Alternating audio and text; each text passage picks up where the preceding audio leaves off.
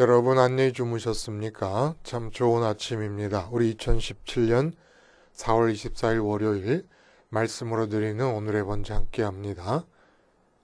에스더서 3장 말씀으로 같이 하겠습니다.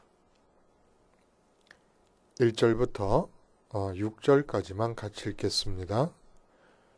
시작.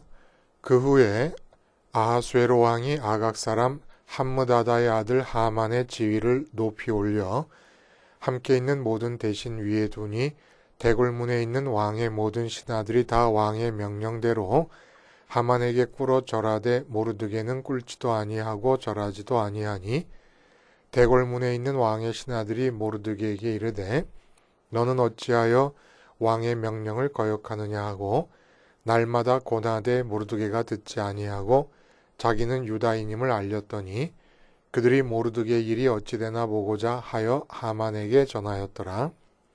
하만이 모르드게가 무릎을 꿇지도 아니하고 절하지도 아니함을 보고 매우 노하더니 그들이 모르드게의 민족을 하만에게 알림으로 하만이 모르드게만 죽이는 것이 부족하다고 생각하고 아하수에로의 온 나라에 있는 유대인 곧 모르드게의 민족을 다 멸하고자 하더라.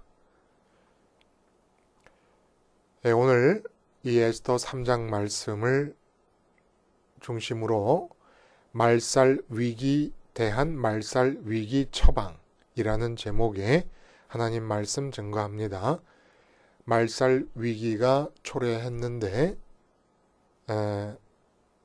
그 말살 위기를 극복하기 위해서 처방을 내린 것이 또 다른 종류의 말살 위기라는 것입니다. 여러분, 혹시 이 와인의 세계에서 가장 전 세계적으로 우아하고 세련된 스타일의 와인이 만들어진다고 하는 명생산지를 여러분 혹시 알고 계십니까? 저는 와인에 대해 전혀 모릅니다. 그냥 글로 읽었을 뿐인데 프랑스 보르드 지롱드라는 강이 흘러가고 있다 그래요. 근데 그 강의 왼편으로 메독이라는 지역이 있다고 합니다. 근데 그 메독이라는 지역 중에서도 남부에 위치한 그 마고라고 하는 지역이 있는데 이 마고라고 하는 이 지역은 보르도강 왼쪽의 이 메독이라고 하는 지역 중에서도 땅의 그 토양이 가장 성글고 자갈이 많은 그런 토양으로 구성이 되어 있다고 합니다. 그러니까 포도나무를 여기다 심어 놓으면은 이 토양이 성글고 자갈이 많기 때문에 포도나무들이 수분을 찾고 양분을 찾기 위해서 굉장히 땅속 깊은 곳까지 뿌리를 내려간다는 거예요. 뿌리가 내려간다는 겁니다. 바로 그 뿌리가 깊이 내려가면서 물과 양분을 빨아들인다는 그 이유 때문에 이 마고 지역에서 생산되는 와인들이 다른 지역에 비해 상대적으로 맛이 섬세하고 우아하고 그리고 아주 달콤함이 깃든 귀족적인 향을 지녔다고 합니다. 전 이게 다 무슨 소리인지 모르겠어요. 와인에서 이렇게 다양하게 묘사될 수 있고 표현될 수 있는 맛이 따로 있다는 게. 근데 이제 이 마고 지역에서 가장 유명한 와이너리라 그러죠. 와이너리가 있다 그러면 그 샤토 지스쿠르, 샤토 디 테르트르, 말도 어려워요. 참 이 프랑스 말이 어렵습니다. 이제 이런 정도를 들 수 있는데 예를 들면 이 마고 지역에서 대표적인 와이너리인 샤토 지스쿠르 같은 경우는 1헥타르당 무려 1만 그루가 넘는 포도나무를 심는답니다. 그러면 포도나무 간에 경쟁이 붙어가지고 물과 양분, 안 그래도 지금 이 토양 자체가 성글고 자갈이 많은 그런 데라서 이 물과 양분을 빨아들이기가 쉽지 않은 터에 1만 그루가 넘는 포도나무를 한 헥타르, 1헥타르 안에다 다 심어버리면은 포도나무 간의 경쟁이 더 치열해진다는 거예요. 생존 경쟁이. 그래서 뿌리를 더 깊게 내리게 한다는 것입니다. 말씀드린 대로 뿌리가 깊게 내려서 물과 양분을 빨아들이기 때문에 여기에 정말 이곳에서 만들어지는 포도주만이 갖는 어떤 다양한 각도의 매력이 만들어진다는 것이지요. 토마스 머튼 수도승이셨잖아요. 이분이 이렇게 얘기합니다. 영적 자아는 만족을 구하지 않습니다. 그 자아는 존재하는 것 자체로 만족합니다. 존재의 뿌리가 하나님께 있기 때문입니다. 그러니까 만족을 구하지 않는다는 얘기는 이 세상에서 만족을 구할 필요가 없다는 얘기겠지요. 왜냐하면 하늘에 계신 하나님께 존재의 뿌리가 가 있기 때문에. 이 존재의 뿌리라는 말과 만족이라는 말을 연결시키는 것이 참 탁월하십니다. 여러분, 존재의 뿌리, 뭐라고 우리가 얘기할 수 있어요? 만족과 연결시킨 존재의 뿌리의 의미가 뭡니까? 사람이 살아있다는 것은 마음이 비어있음과 연결되어 있는 거예요. 사람이 살아서 움직인다. 그건 마음의 공백이 채워져야 되기 때문에 빨아들이는 힘이 작용되고 있는 것이 사람이 살아가는 모습입니다. 존재 양식이라는 거예요. 왜 사람은 어떤 식으로 존재하냐? 마음의 공백을 채우기 위해서 빨아들이는 방식으로 존재 양식이 이루어진다는 겁니다. 그래서 이 빨아들이면 어떻게 가능합니까? 뿌리를 내려야 되지 않겠습니까? 뿌리를 내려서 뿌리가 닿는 곳, 그곳으로부터 마음의 공백을 채우기 위한 물과 양분을 빨아들입니다. 마고의 포도나무들처럼. 이게 사람이 살아있다라고 하는 증거예요. 나무가 서 있지만 생목과 사목의 차이가 뭡니까? 뿌리가 있느냐 없느냐의 차이 아니겠습니까? 뿌리가 있어도 죽은 뿌리냐 살아있는 뿌리냐 라는 차이라고 할 수 있어요. 사람이 살아있다는 것은 마음의 공백이 있기 때문에 이 공백을 채우기 위해서 빨아들이는 작용을 한다는 것을 뜻한다는 거예요. 살아있다, 빨아들인다. 그리고 빨아들였을 때 성공적인 결과가 바로 만족이라고 할 수가 있다는 얘기입니다. 그래서 존재의 뿌리라는 말을 할 수 있는 것이지요. 빨아들이는 작용을 해야 되는 것이니까. 빨아들이는 것이 삶이니까. 그러면 존재의 근거는 무엇입니까? 존재의 근거는 뿌리가 닿은 곳이지요. 마치 마고의 포도나무들이 12m 아래까지 내려가서 그곳으로부터 양분과 물을 빨아들이듯이 존재의 근거는 존재의 뿌리가 닿는 대상. 그래서 이 존재의 근거를 우리는 뭐라고 얘기할 수 있습니까? 내 마음의 공백을 채워줄 거라고 믿어지는 대상이 존재의 근거입니다. 그걸 우리는 신이라고 얘기를 했던 거예요. 그래서 제1계명에 나 외에 다른 신을 섬기지 말라라는 얘기는 나 외에 다른 대상을 존재의 근거로 삼지 말라. 이 말은 거꾸로 얘기하면 너희 마음의 공백을 채우기 위하여, 그래서 만족과 기쁨을 얻기 위하여 나 외에 다른 대상으로부터 뿌리를 내려 빨아들이려 하지 마라. 오직 나만을 빨아들임으로써 마음의 공백을 채우려고 해라. 이 제1계명의 의미입니다. 그럼 선민이 누굽니까? 선민. 지금 이 에스더서의 내용은 선민의 말살 위기에 처한 상황을 그려내고 있습니다. 선민이 누굽니까? 세상 모든 사람들의 존재의 뿌리는, 마음의 공백을 채우고 싶어하는 존재의 뿌리는 이 땅에 어느 대상을 향해 있습니다. 마고의 포도나무가 땅 깊이 깊이 뿌리를 내리듯이 이 땅 어느 곳에 있다는 거예요. 근데 선민은 왜 선민이냐? 왜 선택받았느냐? 차별화를 위해서 선택받은 겁니다. 존재의 뿌리를 깊이 깊이가 아니라 또 이 세상에 멀리 멀리 쫓아가서 뿌리를 내리는 것이 아니라 높이 높이 뿌리를 내리라고 하나님이 선택을 하셨다는 거예요. 깊이 깊이가 아니고 멀리 멀리도 아니고 높이 높이 뿌리를 내리는 자들이 선민이라는 겁니다. 바로 이 선민됨과 오늘 본문이 아주 깊이 연관되어 있다는 것이죠. 오늘 내용을 우리가 특히 읽은 부분을 가만히 보면은 이제 왕이 하만이라는 사람의 지위를 급작스럽게 모든 대신들 위에 총리의 자리로 등극시킵니다. 승급이 일어나는데 이 과격한 승급이 일어납니다. 그래서 왕이 특별한 명령을 내려요. 하만에게 예를 갖춰 경배하라 라고 하는 특별한 명령을 내립니다. 근데 왜 이렇게 명령을 내렸겠는가 생각을 해보면 아마 하만이 혁혁한 공을 세웠던 것 같아요.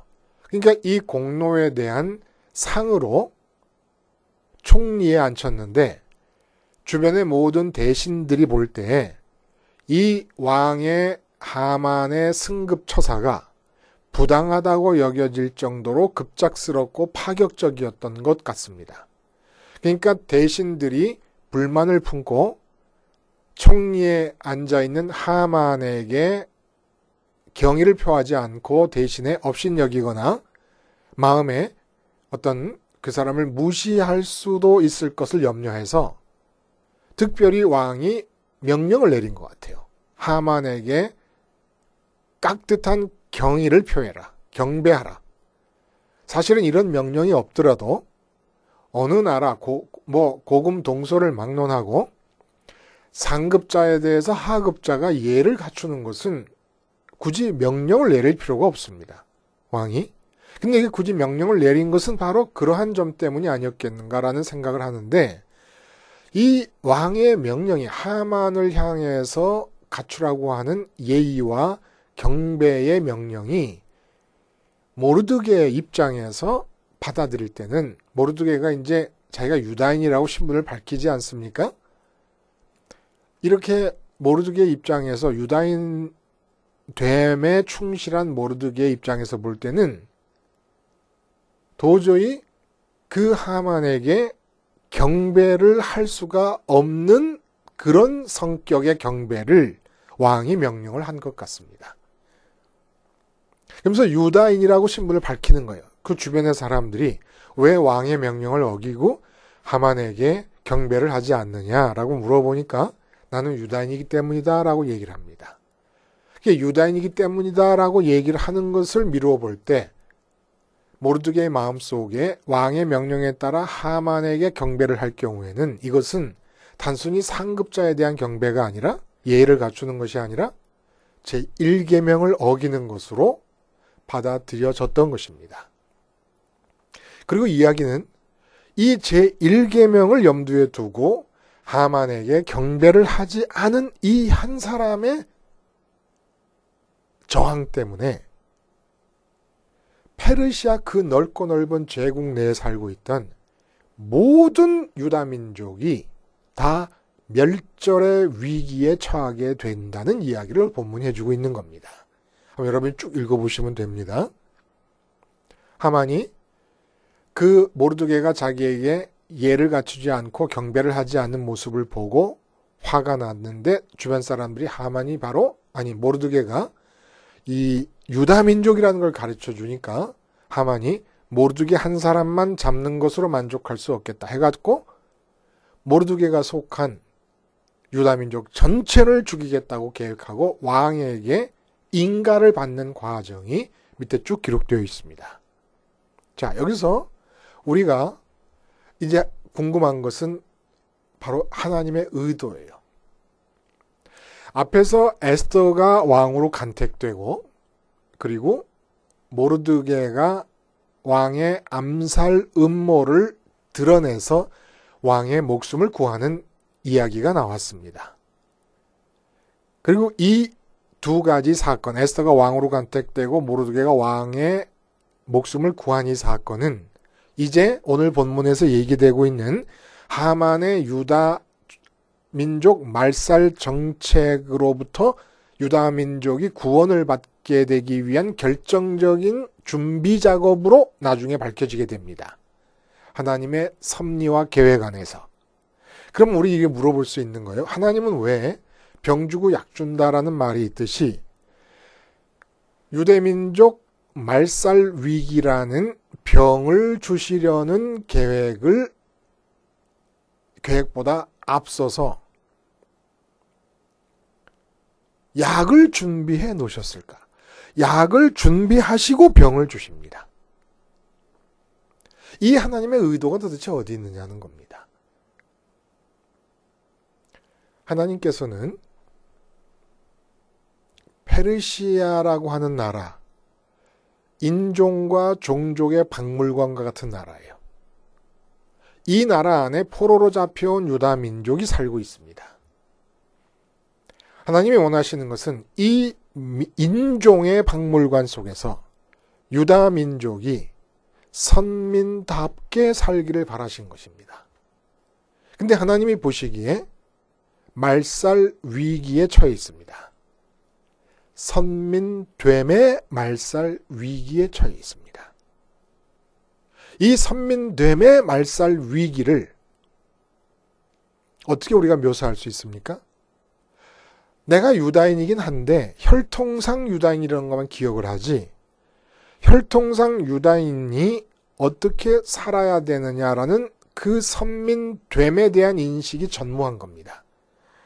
그래서 종족과 인종의 박물관 같은 페르시아 대제국 안에서 다른 이방 민족들과 다를 게 하나도 없이 살아가는 것을 우리는 선민됨의 말살 위기라고 표현할 수가 있다는 것이에요.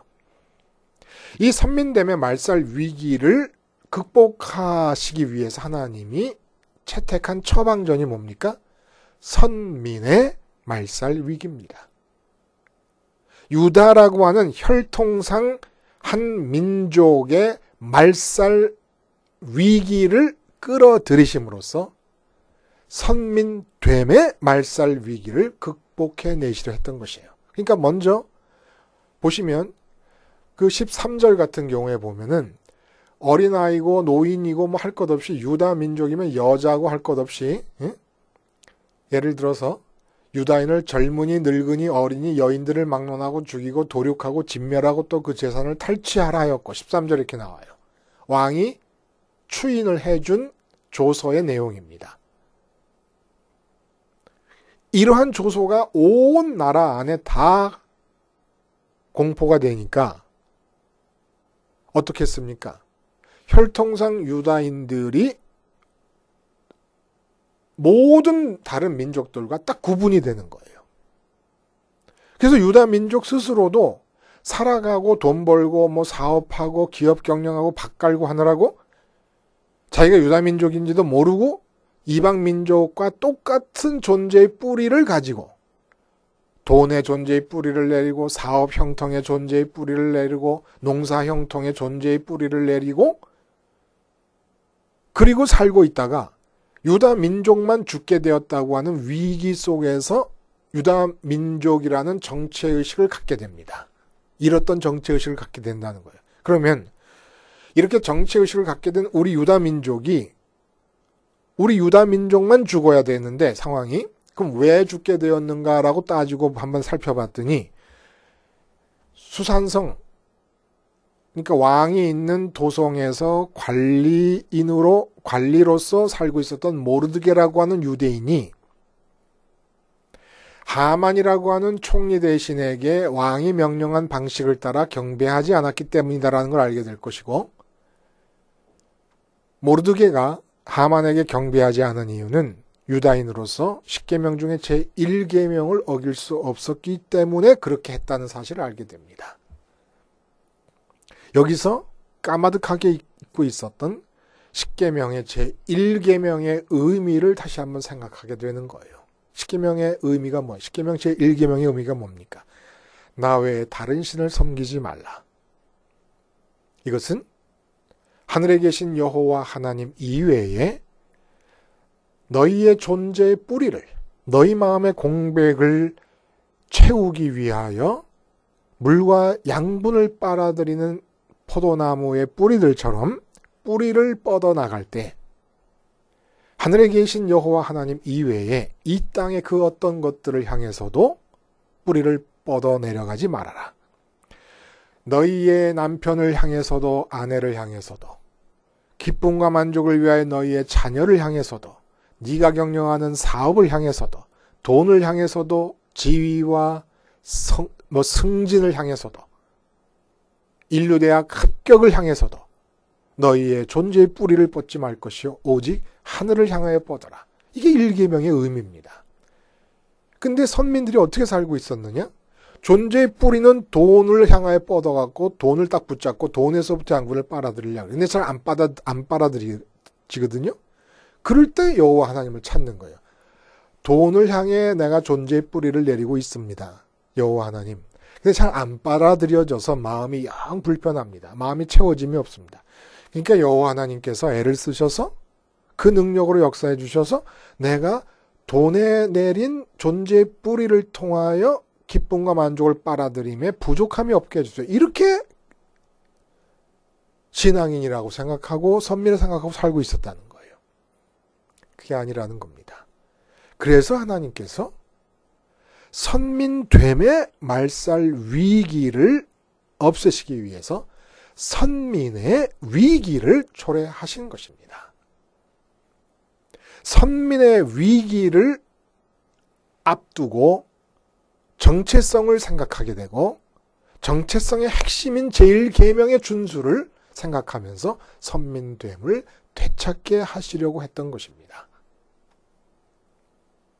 주님이 십자가에서 돌아가셨어요. 그리고 부활하시고 승천하셨습니다.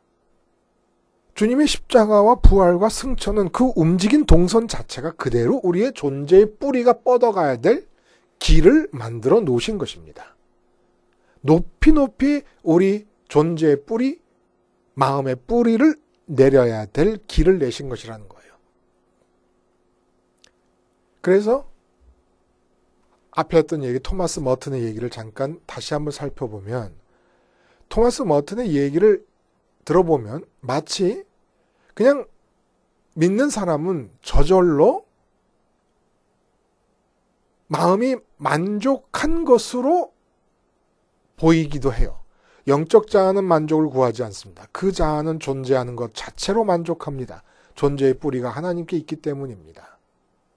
우리가 한번 예수님 믿고 세례받으면, 세례받고 예수님 믿으면 존재의 뿌리가 하나님께 가 있게 됩니까? 아니에요. 이것은 백조의 우아함 밑에 수면 아래서 발이 끊임없이 움직임으로써 수면 위의 우아함이 표현될 수 있는 것처럼 존재의 뿌리가 하나님께 있기 위해서는 우리의 원죄적 성향 때문에 끊임없이 존재의 뿌리를 이 세상의 어떤 대상을 향해 뻗으려고 하는 성향을 십자가를 생활화함으로써 날마다 시간마다 분초 단위로 죽이지 않으면, 죽은 것으로 여기고 고백하지 않으면 우리 존재의 뿌리가 하늘에 계신 하나님께 가 닿아 있기가 불가능하다는 겁니다. 싸움이 있어야 가능하다는 거예요. 그래서 직장 생활할 때 끊임없이 나는 입사 동기 아무개보다 더 앞선 성과를 얻고 그리고 승진하고 싶어하는 마음이 생깁니다. 그럴 때마다 그러한 뿌리의 방향을 십자가를 통해서 끊어내야 되는 거예요. 그리고 우리 뿌리가 하늘에 가 닿기만 하면 어떤 일이 일어납니까? 승진을 목표로 하지 않아도 직장 안에서 하나님께서 계획하신 일들이 하늘에 가 닿은 우리 존재의 뿌리를 통해 내려오면서 이 땅에 열매 맺게 되는 겁니다. 그 열매의 가장 대표적인 예가 요셉. 보디발의 집에 들어가서 노예 생활을 하면 하늘의 뿌리를 대고 있는 그 요셉의 삶 속에서 하늘에 계획된 열매들이 땅에서 맺히게 되고, 감옥에 들어가면 감옥에 들어간 대로, 또 총리에 앉으면 총리에 앉은 대로 오직 하늘의 뿌리만 내리고 있었던 것이고, 하늘에서 계획된 열매가 땅에서 맺혀지는 삶을 살게 되는 겁니다. 이러한 선민의 삶이 사라지게 되는 선민됨의 말살 위기, 어떻게 생긴다고요? 존재의 뿌리를 하늘이 아니라 이 땅에 있는 어떤 대상에 갖다 대고 그것으로부터 마음을 채울 수 있는 양분을 빨아들이려고 할 때 선민됨은 말살이 됩니다. 이 선민됨의 말살을 제거하시기 위해서 선민 말살의 위기를 초래하셨는데, 우리는 이제 나 스스로 이 땅을 향하여 나의 주체, 나의 인격을 내 스스로 십자가에서 말살해 버리는 것입니다. 나의 주체를 십자가에서 말살해 버릴 때 나에게서 선민됨의 말살 위기가 극복될 수 있다는 것이지요. 기도하시겠습니다. 하나님 아버지, 십자가 생활화를 통하여 이 세상을 향하려는 나의 주체와 나의 존재의 뿌리가 말살됨으로써 선민됨이 이 땅에 나타나 하늘의 열매들이 주렁주렁 맺히게 하여 주시옵소서. 예수님의 이름으로 기도하옵나이다. 아멘.